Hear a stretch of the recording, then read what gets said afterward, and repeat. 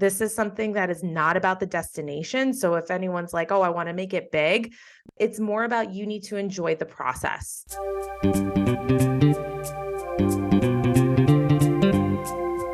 Hello, and welcome to the Creative Solutions Podcast. I'm your host, Izolda Trachtenberg. Whether you're writing the first sentence of a story or solving the climate crisis, you need to think in new ways. On the show, I interview peak performers who are coming up with those creative solutions. Through creativity, action, inspiration, and innovation, they're changing the world. I also bring you ideas and techniques that you can use to unlock your potential to do the same. And now, let's get to the show.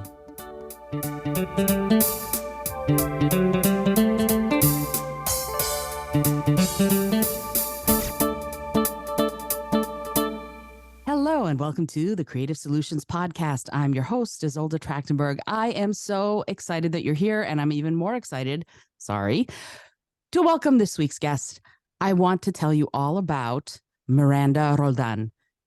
First of all, if you know me at all, you know Die by the Sword, and then you know that Miranda is Cassie Belmont. She graces the cover. She's doing the audiobook of the book.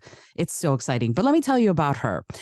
Miranda is a TV and film actor. She's a voice artist. She's an entrepreneur, and her credits include the following, and you're going to love this: The Blacklist, FBI, saw the episode, that was so cool, Law and Order SVU, Hallmark, Lifetime, and Disney Plus, just to name a few. There are tons more.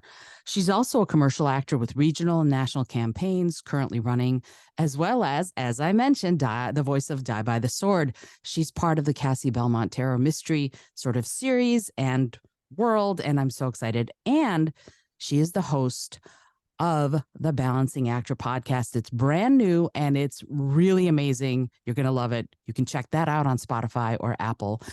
Miranda is also a military spouse who works in both New York and the Southeast and resides with her husband and rescue cat Margot in Florida. Miranda, thank you so much for being here. Welcome to the show. Thanks, Izolda, for having me. I'm very excited to be here. This is, we were just chatting before we started recording. I feel like we should have been recording all of that because it was so much fun. Yes. It's ridiculous, right? But let's talk a little bit about this. You've chosen a life that's really unique, and you're an actor and you travel all over the world to do that. You travel all over the world to model. You also are a military spouse, and you podcast and you write and you produce and you do all of these things. Wow. I should ask what your sleep regimen is, because it's probably about 3 minutes a night. But I know. right. But also, I would love to get to know you a little bit and talk before we do all of the holy crap. How do you fit all that in one day? Mm-hmm. What drew you to performing? What made you go, you know what? This is the life I choose, regardless of everything else that's going to go on. This is what I want to do. Oh my gosh, what a great question. First of all, I'm just trying to be like you, Izolda. Izolda said amazing things. I always rave about you to all of my colleagues just because I'm just so impressed with all of your talents and skills. And I've learned so much from you, and you're an amazing teacher, and I've really cherished our friendship over the years. Me too. Yes. And it's just grown to be something so special. And we'll get to how we met in a second, because I think it's a really unique, cool story. But for me, I didn't grow up living the, I'm going to become an actor on stage sort of aspiration. I actually have this book in 4th grade where it said I wanted to be a singer. I think some of my favorite singers were like Shakira and stuff. And that was like a fun thing to do. Love it. But I didn't, after that moment, I kind of reality kicked in, and I was like, all right, well, that's a fun thing to, aspire to want to do, is be a performer, is really at the core what I wanted to be doing with my life. And I did it in a hobby form. I was a dancer for many years. I performed competitively on stages like tap dance, lyrical ballet. Like I was in that like dance moms type of world that's on TV. And I think that if I hadn't done that at the beginning of my life and those formative years, I would not be the actor that I am today, or the woman who's pursued this career. I started off going the more traditional route. I went to dental hygiene school. I'm a registered dental hygienist. And you know what? I think that was one of the best decisions I ever made for myself. As much as I would love to have majored in acting and theater and all of that stuff, my family, comes from a working class. Like everybody was a cop or a nurse or a teacher to some degree, and I just kind of followed suit and found this passion for healthcare, which I love, but I always felt like something was missing from my life, and I always felt like I was meant for more. So for me, I was dancing. I'm also a certified Zumba instructor. I mean, you collect all these like fun hobby things to do. And it was really just my outlet to perform. And it wasn't until I moved to DC, which is magical city, as you know, where I took a job full-time for a community health center. It wasn't long after I had graduated hygiene school. I like worked as a clinical instructor for a year in Connecticut. I was like honored to do the teaching thing. That was really cool. And then I had moved to DC to take this full-time community health center opportunity that would hope to pay back some of my private student loans that were very, very large. So I spent about 2.5 years at that community health center. Turns out never got the loan repayment money. That's for another story, but Yikes. I think everything kind of happens for a reason. Yeah. I mean, private school is not cheap, and I went to an amazing program, it's the University of New Haven, and it was great. And I was able to study abroad and have like this kind of conventional, college experience while I was also on the university dance team. And then there was like one little theater class at my college, but we were not like an liberal arts college. It was very like, we had criminal justice and fire science at my college, and dental hygiene was its own sorority in another building. And everybody saw us on campus like these like cute girls that never like left the building because we were always there. It's like basically like going to nursing school boot camp, it's like a very intense major. And just had my sights set on like getting my hygiene degree and my license. And it's really the thing that has carried me through this creative career, because we know that it has a lot of financial ups and downs. For sure. And I think the reason I can say I've been an actor for going on 13 years now is the fact that I've had this other career to help support me along the way, which has kept, the longevity up in the creative process and the ability to do that. So I'm like so grateful for the path that I went on. And it's not lost on me at all, but I never been imagined in a million years that like my 4th grade self would be like doing what I'm doing. And she would just think she's so cool now. Well, you are so cool. So there you go. I add my voice to your 4th grade self.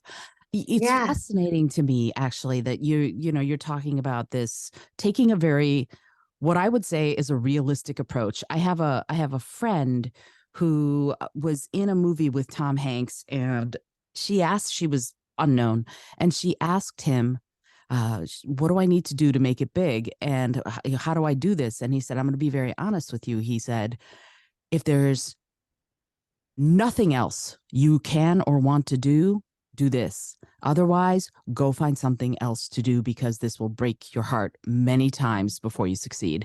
And I'm wondering what your thoughts are on that, because as you said, you took a very realistic, it was very practical approach, and you're reaping some of those rewards now. What is your advice to someone who's thinking about getting into acting and needs to, we're going to talk about your podcast, needs to balance both that financial aspect and practical aspect of life and work and their aspirations and dreams of being on stage or screen?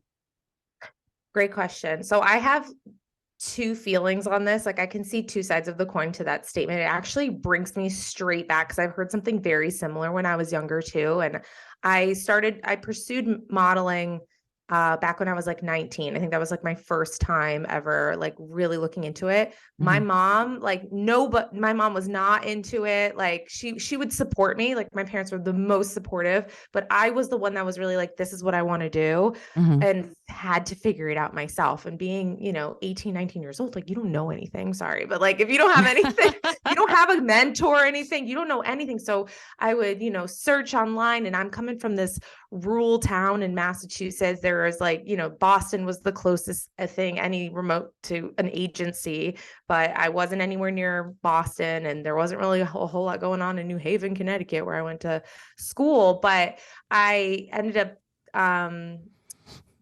participating in this pageant, like this like unknown pageant. Pageants are not my thing, but I respect the right ones. I'll just put it that way. And there was a part of this like pageant preparation. It was a beauty contest at the end of the day. Let's be really honest. Like I thought there was gonna be a whole interview. Like I took it so seriously. I like had a little outfit, and then I realized that I only had to wear like a cute little daytime wear and like a cute little like evening gown, which I could not afford. So I wore my prom dress. Like that's the most expensive, fanciest dress I had. So I wore my prom dress. It looked really good. So I'm like glad I rewore it because I ended up winning Miss Boston's Perfect Teen 2009, I think it was. Awesome. So it was great and it was cool, but I was just kind of like, wait, but don't you want to hear me speak? I like have a brain. So and part of that and why I'm getting to it is like I attended this like other modeling call, and it was at the time kind of one of those like cattle call things that you would hear on the radio. Do you remember those? Oh, yes. Like, you want to be a model? Come down to the mall. And like, and of course I'm like, yes, I want to do that. And my mom's like, I don't know. And then they're like, it'll only cost you $5,000 on your house. Right. So attended and I had a monologue, but I remember somebody got on stage and said almost the exact same thing as that guy did. He was like, if there is anything else, and there's like young kids here, right? And college students, maybe I think high school, like young formative minds. And he was like, if you can do anything else with your career, go do that. And it was like the most disenchanting speech I've ever heard in my life. What a downer, right? It was such a downer. And I remember thinking like, that's really depressing. And like, how are you going to say that to these young people? Maybe he was speaking on behalf of like the parents that were like pushing, that kind of lifestyle on their kids. Cause we all know that those intense parents that like want your kids to the stage moms or whatever. Right. And my mom's sitting there like, okay, like not really knowing what's going on. She's just here for me and to support me. And I remember thinking like, that's depressing. I don't want to listen to that, even being that young. And that's still how I feel to this day, where I don't think he's wrong in saying that this industry can break your heart. It absolutely can if you let it. I think you have to come at it with a business mind. And I think you have to come at it with like a genuine curiosity and excited to be on the journey. This is something that is not about the destination. So if anyone's like, oh, I want to make it big, first of all, what does that even mean? Right? Like that could be like measured in so many different ways, but it's more about you need to enjoy the process along the way. I love getting a brand new script and like diving into a new character and putting my take on it. And, crafting is really where my heart is. Like, what does she wear? What does she smell like? What's her horoscope? Like, what's her feeling towards this? What's her feeling towards that? Like diving deep into character is some of my favorite things to do because I get to play, with all of that. And then I also get to live my life to the fullest because all the experiences I can collect while I travel, while I get my heart broken by a love, where I love really hard, or I laugh and you just laugh with friends so hard that like your stomach hurts. Like those are the moments that you need to fully embrace so that you can bring them into your craft. And I just love every second of it. So I think that as long as you can fall in love with that process, like the rejection and the no's, the many, many no's that come along the way don't hurt as much because you know that you're here for a bigger purpose.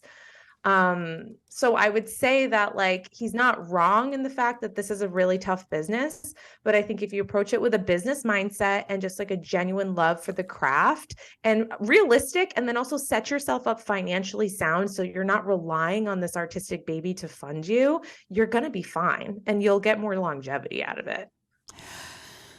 I love that you said that last part, that as long as you set up the business aspect of it as well.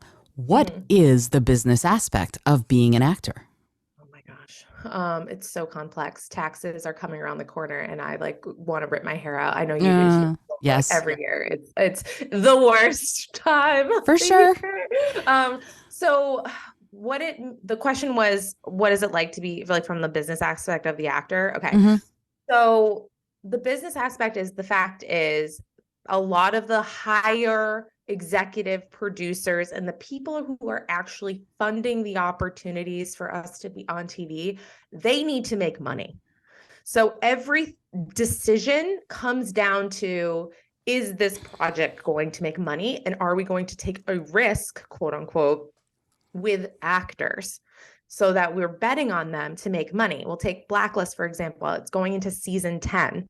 James Spader makes the Blacklist. We watch him, we watch that show for James, right? Mm-hmm. Like he does an amazing job playing Red, and he literally carries that show for so many reasons. Like executive producers are like, he is the cha-ching. And who around him in his world that we build in this show is going to fit.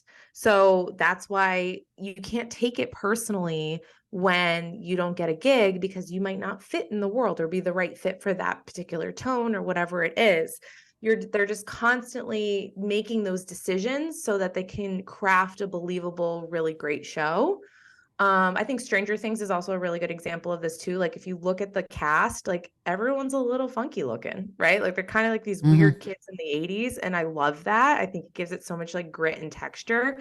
But like, definitely not CW people are going to be on Stranger Things. So like, it's just very different. So when it comes to the business side of acting, you really can't take anything personally. And once I started getting more gigs and like getting used to the rejection and getting used to like the rhythm that the acting world provides, you start to just realize that like, okay, we'll get the next one, and then I'm in a place in my career now that I'm grateful for. Like I can turn things down where I'm like, this doesn't really resonate with me, or it's not really like worth my time financially, or I don't know if I'm available for this project because I'm conflicted with another project that's happening with me right now. I'm hoping I can do both the projects right now. I just got 2 offers, but there's a little bit of a date conflict. And you know what? That's okay. That's a champagne problem. Right. That's a good problem to have for sure. That's a champagne problem. And I want to be making those decisions. It makes me feel like I'm the CEO of my business, which I should be. Yeah, you're the CEO of Miranda Roldán Productions, or whatever that is, whatever you think of yourself as. And the CEO, we talk about, what does it mean? A chief executive officer. So it's those executive decisions that we're talking about that are sort of the business part of you, the executive functions of the brain, the executive functions of a CEO. You're making these decisions.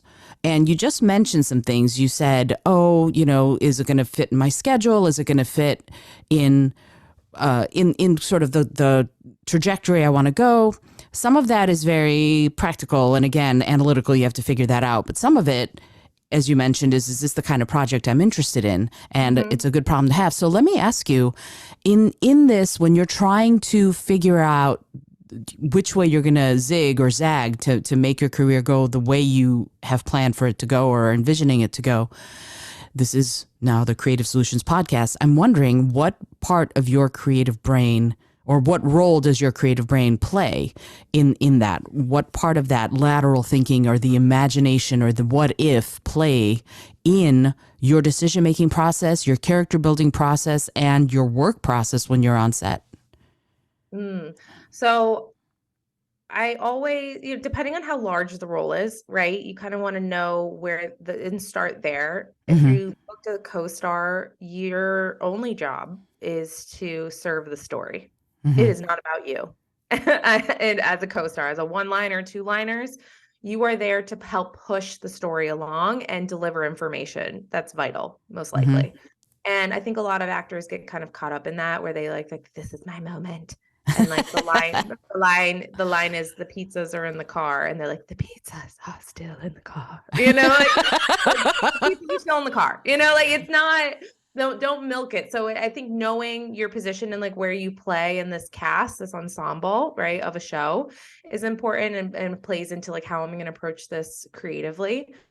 Guest stars, you have a little bit more meat to it. Guest stars are, you're heavily involved in the plot and driving what happens. I think of Law and Order as always such a good example of the guest stars that come in. They're usually the victim's sister, and they're trying to figure out who did it or whatever it is. And it turns out it was the sister who did it all along, like whatever Right. The plot is, like that's obviously going to take some different crafting. So like my brain automatically, like if the full script is available, you read that baby. You just read that full script as possible. You try to get a whole like digest of what is going on, because it could take a turn and you don't know that. And then you would want to deliver a line earlier on, maybe a little bit differently, because that character drastically changes later in the plot. Hmm. So I like to make things personal enough where there's certain like little nuances in my performance where like you really do feel like they have a bit of a backstory. Maybe they have a little bit of an accent somewhere, so it kind of gives you a hint of where they're from. Maybe, are they wearing a wedding band? Are they not? Like you can kind of decide sometimes if your character is married or not, and that could be your choice if it doesn't really say. But it's all about crafting that back end story. And I think that's what makes it really fun. Like I obviously love the meteor characters with more lines because there's more to do with it. So just kind of taking everything in as a whole. And I think what I really love about Cassie Belmont is like she is just so dynamic, and there's just like a lot of different layers to her, which make the best characters, right? They make them so interesting because normal people are not simple most of the time. We're all very complex, or at least the interesting people are complex. For sure. And good, both good and bad. And I think she's so colorful in her own ways. So I've really enjoyed learning more about Cassie from like, her skill set of being this like talented tarot card reader, and an area that I wasn't really versed in. She's also vegan, so that is very interesting to me. And then she's also kind of got like this like cool hipness about her where she rides this motorcycle and knows how to do martial arts. So like so many cool things, but then she's got baggage. So As do we all.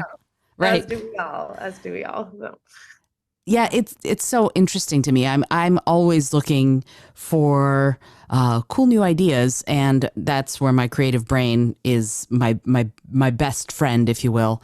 And one of the things that I did to spark my creative brain, and I want to talk about this because this is how we met. A few years ago, I took a stand-up comedy class, and just because I wanted to figure out, can I actually be funny, and how do you do that on purpose? And you were in the class, and I would love if you would talk a little bit about what drew you to stand-up comedy and how we met. And you're fabulous. Yeah. You were the closer. You were the closer for our student performance, for our student night when we did this, because Rich and I, my husband and I, still, porque we still do it. We still do it to each other because it was so classic. So can you talk a little bit about what drew you to that class, to stand-up comedy, and to add that tool to your toolbox?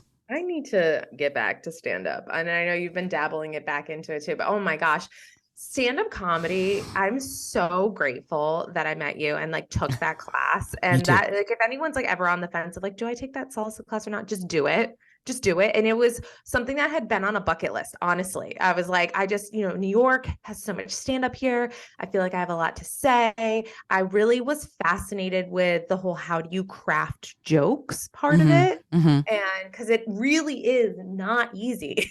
I mean, some people are just very naturally funny, but I did struggle a little bit with it because there is a rhythm when it comes in a formula. And then you come up with the content, which is, it turned my creative brain on, like you said. So for me, I was like, I really just want to check this off my bucket list. I want to see if I'm good at it, or, I enjoy it at all. I just love trying new things. So definitely fell into that. I'm going to try new things sort of thing. Plus I'd never miss an opportunity to make new friends and network. And I think just, it was such a cool time in New York City to be able to do that. And I really feel like our class tried really hard and like did a really great job. And our instructor was awesome too. We took class at the Pit Improv, and there's improv stand up, and I wish, we continued it. Of course, like 2020 happened not too long after that, but like months after. Yeah, months after, was it? So, because I did plan on joining some sort of women in comedy stand-up thing. Like I really did want to continue it at the time, but because of the circumstances, I haven't picked it up again. But I have just such a bigger respect for the comics. Like one of my favorite comics is Angela Johnson, and she's just so freaking funny, and she's so effortless, right? Ah, yes. And I love her, and I love her story. I just listened to her audiobook and how she like never planned on being a stand-up comic, which I think is pretty awesome. She like was like, I'm going to be an actor. And it just kind of like led her this way. And she's acting now in movies and things like that. But like her, big launching pad was this stand-up opportunity. So it's just really cool. You never know what's going to happen or where things lead. And that is the part of the journey that I like love to discover. I couldn't agree more. And it's so interesting to me when we're in this mode of discovery. That class was it was so important to me in part because I got to meet, people like you who I consider lifelong friends now. You're stuck with me, Miranda. Yes, oh, we're stuck together. There you go. And it also pushed me way out of my comfort zone to do this. So I would love to know what pushes you out of your comfort zone.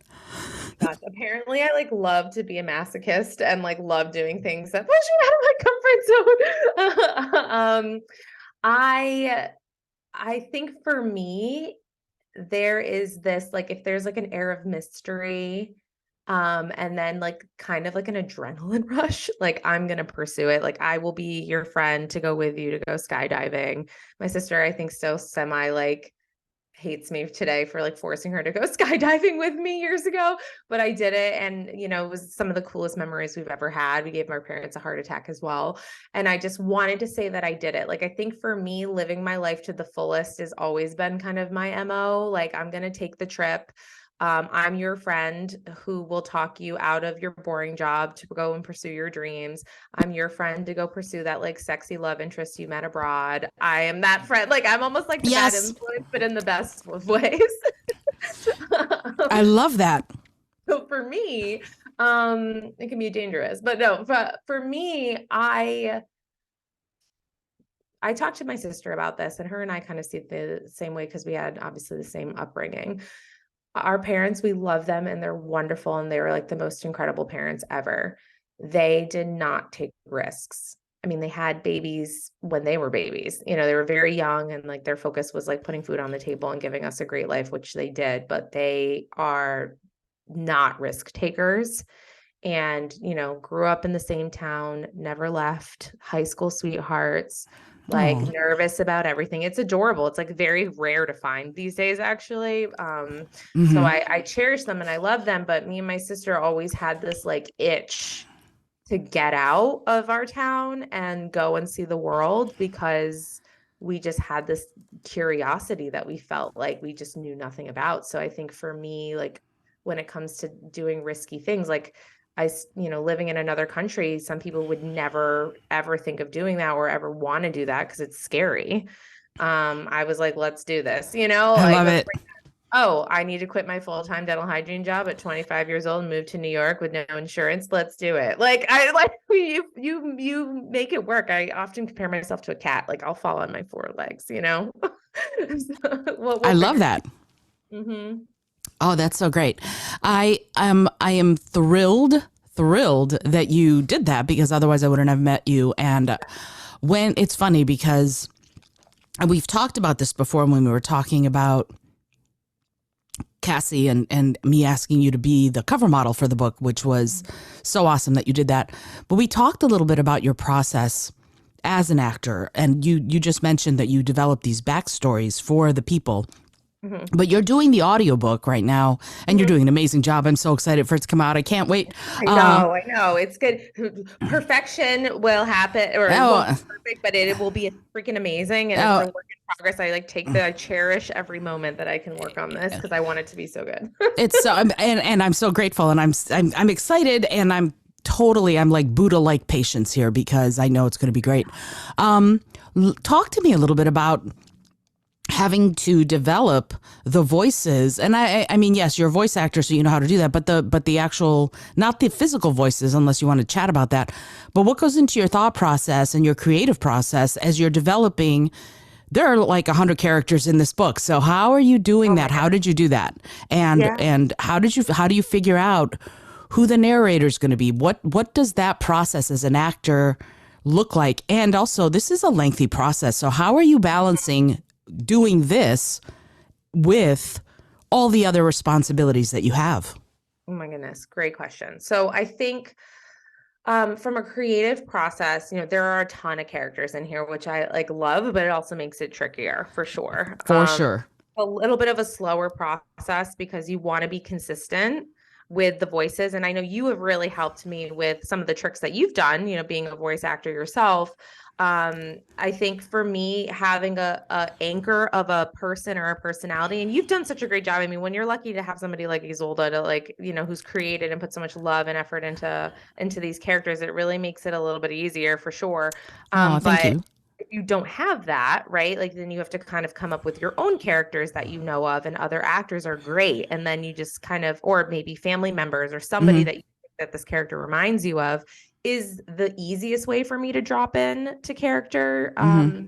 And then like, listening to myself with like the way certain sounds, do I have to be more throat like? Do I have to be a little bit more high pitched, or like what's my rhythm? Listening to accents, obviously a huge one for this book. So but if I have a person in my mind, then it makes the flow so much easier and I can just drop in. I think for the like acting balancing aspect of it, audiobooks are not for the faint of heart. Mm, for sure. Audiobooks take a lot of time. You're in a dark, hot room, most likely for many hours. And time management is really, really important. And I've found that, you'll listen to some audiobook narrators and they're like, oh, I was in the studio for 6 hours at a time. And sometimes the deadline requires that and you just have to do what you Hmm. have to do. I know for me, because this is an ongoing process, like, and I'm balancing my other bookings and stuff, like you got to make money at the end of the day. So you kind of have to prioritize like, okay, this is what I need to do this job so I can pay my bills. But then I also have this other project that I have to work on. So that's been my life this whole time where it's like, okay, do I have the one time to Right. do a project? It may take a little bit longer, but can we ultimately get it done? Yes. And then obviously the priority goes to like higher paying jobs, sometimes I would say. And that's like the business aspect of it. Like you're just like, okay, well, if I do this job that pays X amount, that covers me for a full month, which allows me to devote more time the following month to this project that doesn't, pay as much. So I find that if it's a project that you love and you're really connected to, then make it a priority. You just might have to make it a priority in a slightly different way. And when we are two people who have so much going on in like different aspects, like I still freelance as a dental hygienist as needed. It's more like once a week, Hmm. or sometimes twice a week. It just depends on what's needed. Um, like you have to put everything on your calendar and you have to like stick by it and then not take meetings during certain times, and carve out time to also edit the process, edit the audiobook stuff. Like Sure. that's a whole other like chunk of time. So it's taught me a lot because this is my first big series and I'm just so grateful that you believed in me to do it, and we're going to do a great job. We're already doing a great job. And it just gives me such a new respect for the audiobook profession because there are people who do this like solely full time. Mm-hmm. I would love to do that. I think that could be an option someday, but I feel like I have so many interests that I don't want to just limit myself to just that. I completely understand. I'm the same way. I'm the shiny, pretty thing person who does not have ADD. It's really, I've had myself tested and I do not have ADD, but wow, do I want to try everything. That's the, Yeah. sometimes that means you don't sleep, but yeah, that's the way it is. But you said something that sparked a question in me. You said, you have to write everything down, da, da, da, da. Can you talk a little bit about that balancing that you're doing? It feels to me like you're juggling 15 balls all at once, but trying to figure out, okay, how am I gonna afford to do the things that I want to do and balance that against the practical aspects. What's your process for doing that? Like I'm the first to admit I do it by the skin of my teeth. I need a better process. I'm about to join QuickBooks so that I Mhm. can do this. But what is your process for doing that balancing of the financial parts? Like this project pays this, that project pays that. This is a Mhm. project that I really want to do. How do I figure all of that out? Okay. So I think getting super organized is really the first and foremost thing. And I know that can be kind of cringy to creatives. Like I am not the most organized person, but I strive to be. Like every Mm, year I try to work on something new.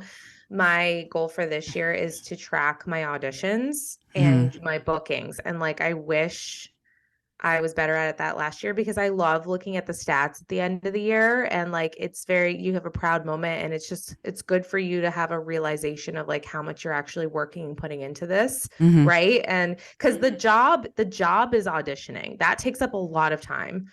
It varies week to week. But like, for example, for some reason, I'm like inundated. It's my birthday today. And I'm like, it's Yeah, my happy birthday weekend. birthday. And all I want to do is celebrate. Thank you. All I want to do is celebrate. And I'm like, oh my gosh, I got like, no joke, 4 auditions in today. And I'm so grateful. But That's awesome. they're all due by Sunday night. And I'm like, okay. So we got to carve out time to do them this weekend in the midst of celebration. So this is a perfect example, and I'm not surprised and at all that this happened. Like, there's an acting saying that like, if you're not booking or you're not getting a lot of auditions, book a vacation. Right. Because you will absolutely get an audition, and it'll be like the biggest audition of your life. So I welcome it now that I know, and I've been doing this for over 10 years. So I think being really organized and striving to be organized. So what does that mean for me? I actually really I studied he was my former boss when I was doing executive business consulting, Don Corey. He has a book that's called When to Say Yes, and it's all about how to be more productive. And there's some really cool tidbits in there. And I especially like the one organizing your email. He has like a whole method on how to like keep track of your emails, right? Because they can Awesome. get really insane. Like if you're that person with 14,000 unread emails, like it's time to make changes. First of all, your Right. storage is like crap right now. So I apply his email sequence. He's very regimented, so I make it work for me. Mhm. And then I'm nothing without my Google Calendar. Oh, Nothing. yes. Like you tell me like, oh, are you available here? And I was like, I can't answer until I look at my Google Calendar. Like my brain just does not remember Sure. things. So I try to put as much as I possibly can on my Google Calendar. That is when auditions are due and like all the information of the audition, Mhm. how much it pays, when's it filming, and usually it's like a range of dates, like who casts me in it, like all of that data stuff. I do wish I could, have a more automated system. So if there Mhm. is an app out there that like pulls and extracts that information for you, please let me know. I might have to just create it myself. Oh, yeah. But I put it into when it's due, so I don't miss, a due date on an audition. But then also I can go back and enter that information into my audition tracker. And then I have all the information there. And on top of that, I have a Where's My Money tracker, literally called Where's My Money, and sometimes you work these gigs and you don't get paid until 90 to 120 days, which is insane Oh, to me yes. that it exists in the creative field. It should be illegal, honest to God. It should be 30 days or less. Right. You need to get so I know it's kind of scary, but like you can lose track of like if you got paid sometimes, Right. especially if it's like, a smaller job. Like I'm running all the time and we're busy going from thing to thing. Like there was a couple of times where my husband was like, "Did you get paid for that thing yet?" And I was like, "Oh my gosh, I don't know." And then I look and I didn't get paid for it, and I just send an email out and they're like, "So sorry." And then like I know to the average listener, they're probably like, "How did you forget about your money? That's insane." But like when every week is different, Mm-hmm. and you're just jumping and going and responding kind of like at the skin of your teeth, I would say that I'm a combo of both. Like every week I have to be prepared for changes, right? Like something could come up, a last minute booking, a big audition, or maybe they move a shoot date. Like I have to have the schedule to be flexible. But I don't want to lose track of what's going on. And so, the money tracker is great. I just put in like how much I was, when I booked a gig, like how much it pays, how much my agency is supposed to take out percentage wise, because you want to check all that stuff come tax time, because you can write off the percentage that your agent takes. And that goes towards your 1099 income, not W-2, but like 1099. And like that stuff's important, especially when creatives end up owing a lot of money at the end For of sure. the year. So I want to just be better at that. So I, have two audition tracker, or an audition tracker and a money tracker. So from that aspect, that's how I stay organized. From a time aspect, it really is Google Calendar all the way, and like trying to stay really good at staying within the time frames of the stuff that I schedule. But we know that you have to be a little flexible sometimes. And then also giving your schedule the space to be flexible. And there was times where I was so busy that I had to like factor in free time or like rest time, which is insane. That was more in like my New York, like I'm working 3 jobs days. Now life looks a little bit different. But I used to like have to schedule it in because I would like pack my weekends and everything else like to the brim and wouldn't realize it. And then I'm exhausted. Right. And then I didn't want to do things. And I wasn't my best self, you know? So like I've really taken my own personal mental health and physical health into consideration. I do make exercising a priority right now.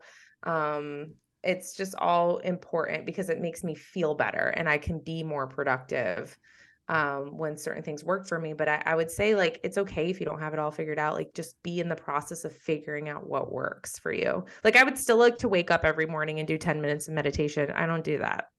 I like do it for like a week and I'm like, okay. And then we fall off the bandwagon. I'd like to regiment that a little bit more into my life. That would be great. But we're always a work in progress, always under construction.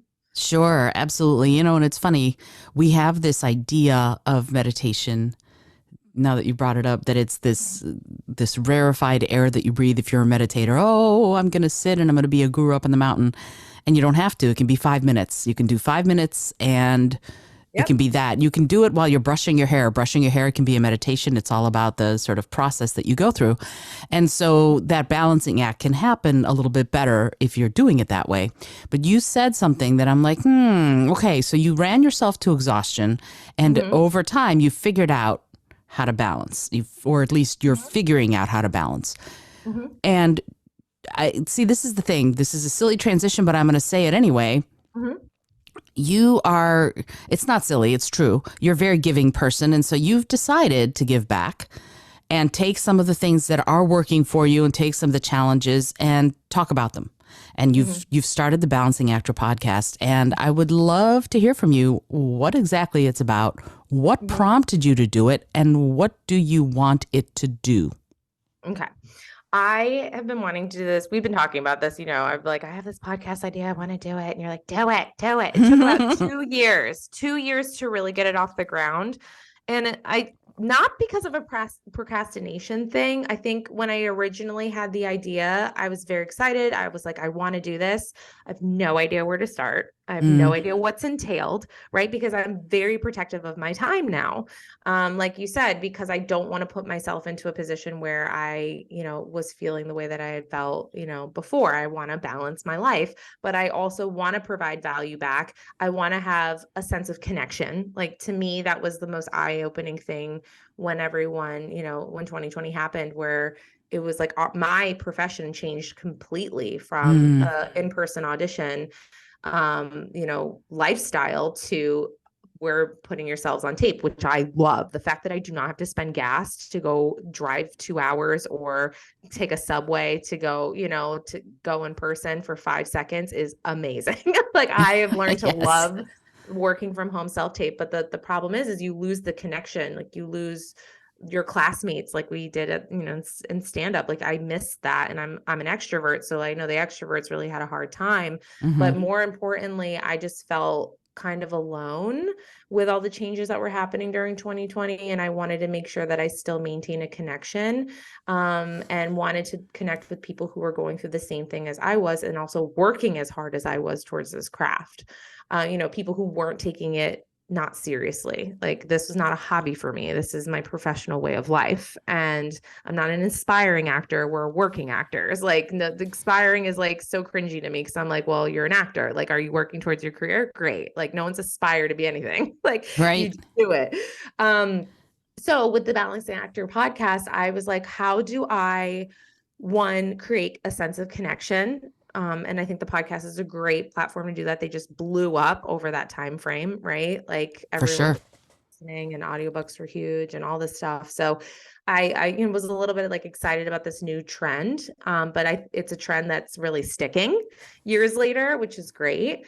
I wanted to position myself also not as like an acting business expert, because I feel like I'm always a lifelong learner. And although I have a ton of experience under my belt, like I don't want to tell actors like what they have to do or what they should or should not be doing. My curiosity came more from like, how is doing this? Like how this is such an interesting industry to be a part of, and it's really a lifestyle choice, which can make it very difficult for people to fully pursue. Because when I left DC at 25 to move to New York, I was terrified because I knew my life would never be the same, and for good and for also scary reasons. Like I didn't know what that was going to look like, and then you have this like stigma of like starving artists, and I told myself I would not subscribe to that mindset, and I would not become a starving artist. Like we don't need to be a starving artist, and we don't need to buy into that. That's silly. I like to pay my bills, and I like to pay them on time.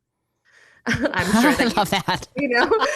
And like we can, put food on the table and like keep this going. And that was another thing. I wanted to be a podcast that was sustainable. There's pod fade where people, have 7 episodes and then they just stop doing it because they either make it too complicated or they just are like, I'm not getting the traction that I wanted. Oh, it's not making me $1 million. Like, I'm not going to do this anymore. I didn't want that. I said, no, I want to set myself up. One, to learn about podcasting, how can I make this the easiest, no frills approach so that I can show up and be consistent? I don't want this to feel like a chore, but I want to be able to deliver the most information I can. And I want to connect with people. So I want to interview other actors who are doing the damn thing, like in their own lives, because every single actor I meet has a different side hustle, has family. They have all these different scenarios. Maybe they were a doctor for, 35 years, and then now they're getting into acting. Like, I think that's such a cool story. Acting is the best retirement job, by the way. You just need to be, if you can have like a steady pension or like Social Security coming in or retirement coming in, then you have all the time in the world. Like acting is for you. Like it's going. I love it. Those pharmaceuticals, like they pay really good money. Okay. So I think for me, it was really important to set myself up in a capacity of like, okay, how many shows do I want to do? And right now we release every Friday. And I want to batch seasons, because as an actor, like my life is crazy. It's always different every time. I want to be able to pre-record episodes ahead of time and then roll them out as they go. And there's a lot of really great software that lets you schedule out, as you know. And what I hope for the podcast is really, my podcast talks all about balancing your civilian life with the creative one, and then everything in between. So a lot of podcasts, acting podcasts, really focus on the business of acting, like all those technicalities and casting directors and all these like things that's going on. And that is a portion of this podcast. Like you can't not talk about that stuff, but it's not the sole focus. And I want to talk about all of the other things that how do you bring a human experience to this creative life, this creative acting crazy life that we live? And how do we remain sane and then also like live abundant lives, have families, get married, buy houses, like those sort of questions I was very curious about, and also felt like I had nobody in my corner who understood my finances and the way that they worked. And wanted to connect with more people who were living my same life. So what really fascinates me is like the amount of time we actually spend on set or on stage is such a small percentage compared to all of the other things that it takes to get there. And I'm like, no one's talking about that stuff. So for me, what I hope this podcast brings is a sense of connection. It's been amazing so far. The people I've interviewed are everyone like I've met before. Actually, there's one person I did not meet that I met through like talking about the podcast. So it's like such a fun conversation starter, and people get excited about it and they can listen, you can share. So it puts me out in my own way, which is great for marketing. Good job, Miranda. Like, well, how do we market ourselves a little bit more? But then also it allows me to invite people onto my podcast that I wouldn't normally probably have that like follow-up connection with. And a lot of them are, working actors that I met on set, I worked with, and love celebrating them and giving them a platform to shine when they're not, the most famous person in the world. Hopefully I get some celebrities on my show someday. I think that would be really dope. But like, I love the conversations I'm having right now. That's so awesome. It's so terrific to hear that vision of, yeah, let's talk about all the other stuff before you step on stage, all the other stuff that has to happen. And it's funny, Rich, my husband, who is a performer himself, when we talk about charging, for example, what are you going to charge a client to come and do a clown show for them? And clients often go, but you only, you're only going to be on stage for half an hour. And he goes, yeah, that half an hour I would do for free. It's all the years of working and trying and practice and that I'm actually charging you for. And it's a really interesting way to look at how we who are balancing this creative life with a more, as you said, abundant sort of personal private life have to do it. But I guess the question is for me now, or for you, I should say, I want to talk about respect. I want to talk about what your thoughts are on respecting your time, but also having I don't even know how to say this, feeling like you deserve respect for the professional that you are. Have you ever struggled with that? And if so, what did you do to overcome it? Yeah, I think especially early on in the career where you're like, okay, this is what I want to do. There are jobs out there that pay absolute dirt crap. And you're just like, really? And sometimes they'll even ask you to take your clothes off and also only offer you like scraps. And so it blows my mind that people get away with this. And it infuriates me to some degree, for like a second, because I'm like, are you serious? Like, you are really dead serious that you would only pay actors this much money to give you all of that? Like, that to me is very disrespectful. And Right. it's kind of like dating. Like, you got to stop going out with the trash and like, and letting them know that it's okay to pay you or to treat you that way. Right. And so you just don't take those jobs. I get it. Like, there might be some jobs that like could pay better, but it's decent. And if it's local to you and it's, maybe a half days of work and it's going to be an easy in and out thing, like, I respect it, especially if they're like, we'll pay you same day. I'm like, hello, like, like, I will be there.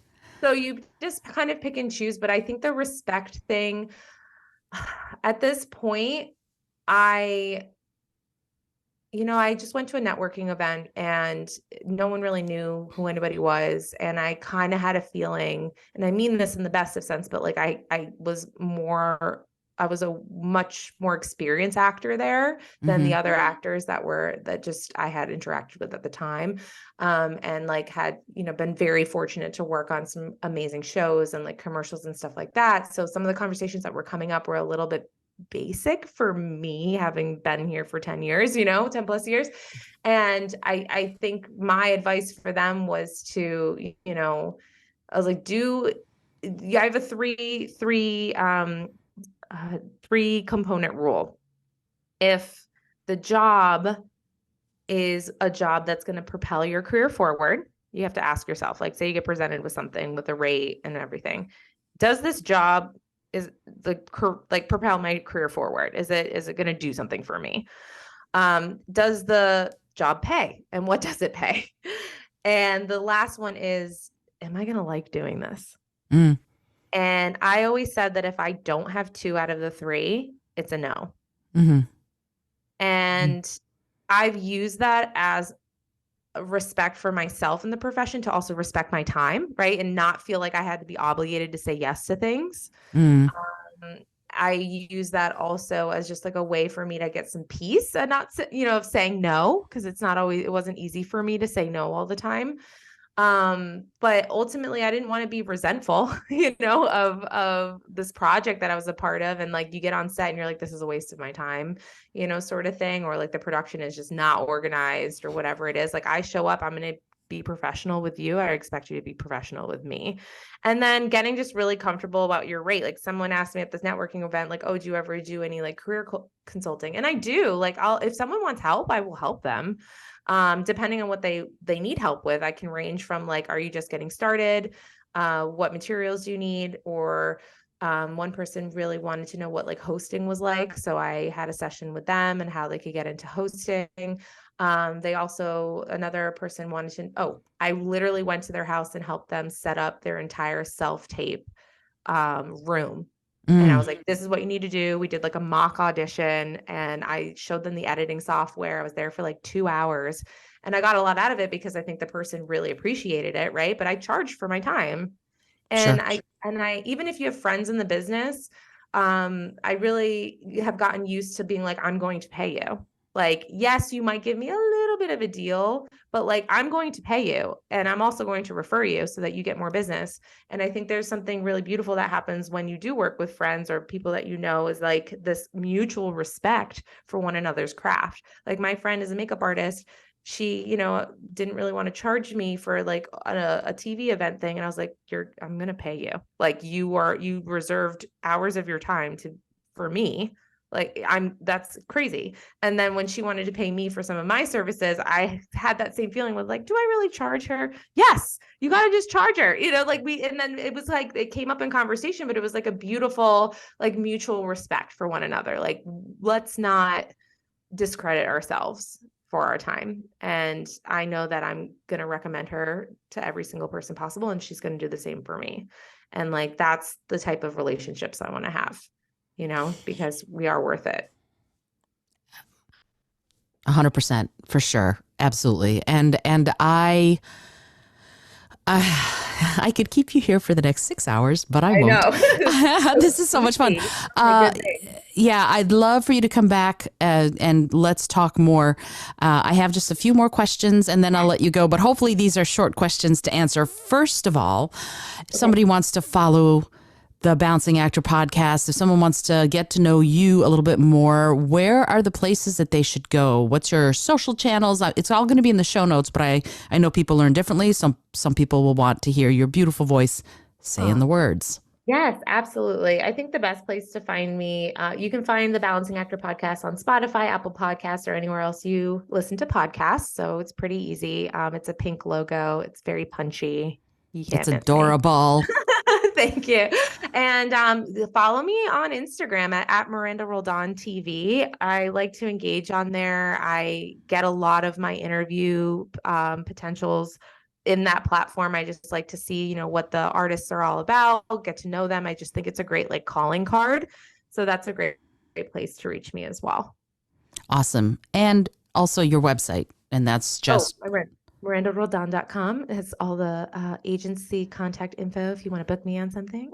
Yeah. And why wouldn't they? Me there. Absolutely. And then I have just one last question.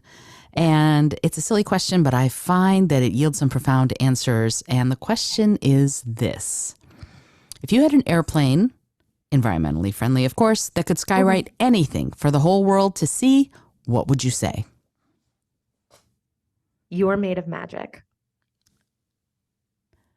I love that. That's so fabulous. That is so fabulous. Thank you so much. Miranda, I'm so thrilled that you were able to come on the show and we were able to talk about so many wonderful things. I'm going to stop saying the word so. I'm ridiculously excited to keep hearing more about balancing the actor life with the civilian life on the podcast, on the Balancing Actor podcast. I'm excited for Die by the Sword. I'm excited to see you. I watched your episode on FBI and I was like, yay, I know her. It was awesome. So yeah, super grateful. Thank you so much for taking the time to be here. Oh, thank you so much for having me, Izolda. I love seeing what else you have up your sleeve, and I'd love to have you on the Balancing Actor podcast. We have so much to talk about. I would love that. That would be amazing. That would be terrific. Thank you, Miranda. This is Izolda Trachtenberg and Miranda Roldán, and I had a wonderful conversation. Find her, follow her. You will never be sorry. She's amazing, as you can tell.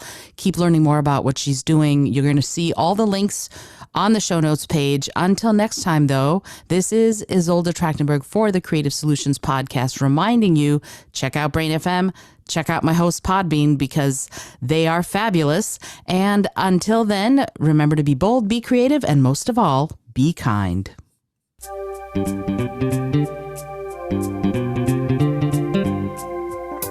Thank you so much for joining me today. I really appreciate you being here. Please subscribe to the podcast if you're new, and it would mean the world to me if you told a friend about it. Today's episode was produced by Izolda Trachtenberg and is copyright 2023. As always, please remember this is for educational and entertainment purposes only. Past performance does not guarantee future results, although we can always hope. Until next time, keep living what you believe in.